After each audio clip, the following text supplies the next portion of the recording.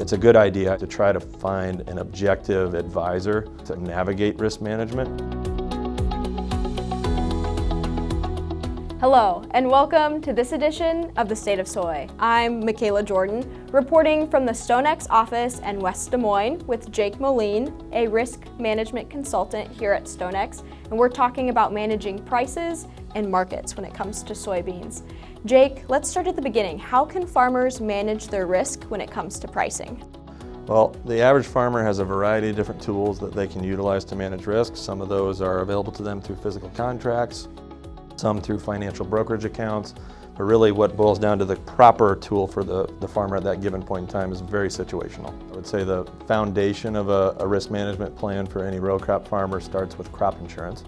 It's crucial that growers understand how the insurance they're purchasing functions and how it works in conjunction with grain marketing.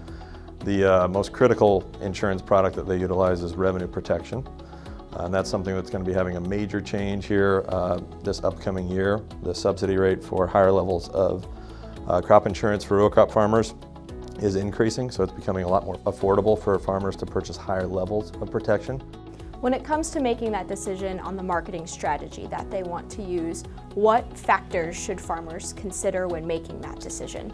Right now, we're recording this in early October, right? We're in the middle of harvest, and there's a lot of farmers that are harvesting a lot of grain that they can't store at home. They have to haul to a commercial facility and it's unsold. And that's a situation where they're kind of painted into a corner with regard to how they're going to market that crop. They don't like paying commercial storage, they don't like the current price environment, and they want to maintain upside, and that's a difficult thing to do today.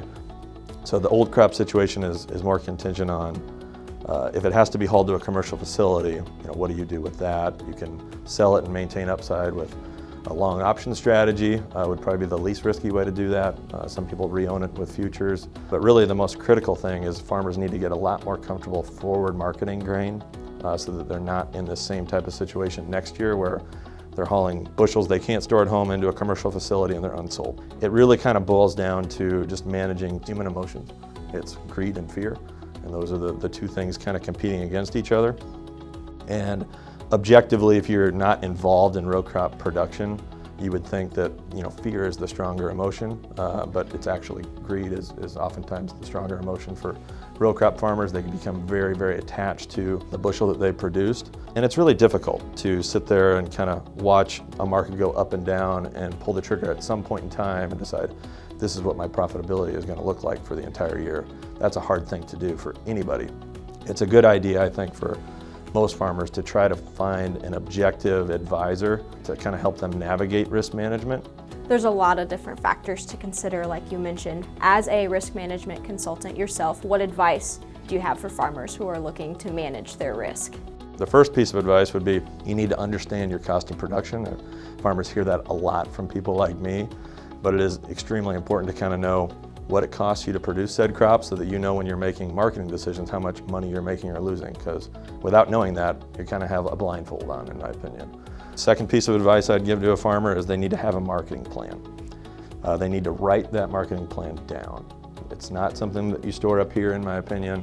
I think you're way more likely to follow through on anything in life, a goal, a plan, whatever, if it's written down. It holds you a little bit more accountable. Then you need to probably get a lot more comfortable forward marketing grain. When you do that, on average, your profitability increases about 25 or 30%, whether you're talking about corn or soybeans. But they also probably need to get comfortable starting to forward market grain before the summer that they're actually growing the crop as well. You can't be too aggressive because there's risks in being too aggressive there. You don't know certain costs at this point. You don't know what the spring crop insurance price is going to be next year, obviously. But the savviest farmers out there that are doing the best job managing risk are doing that already for new crop 25 and some for new crop 26 as well. There's a lot to consider when it comes to managing risk on and off the farm. It's important to become comfortable with establishing a plan and be forward thinking with marketing grain. Reporting for this edition of The State of Soy, I'm Michaela Jordan.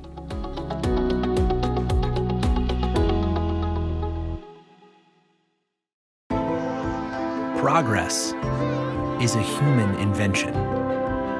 We look at our world and we imagine how to make it better.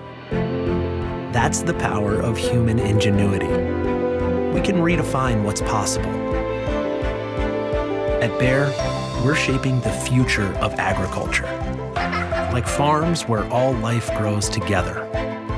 It's not impossible, it's progress.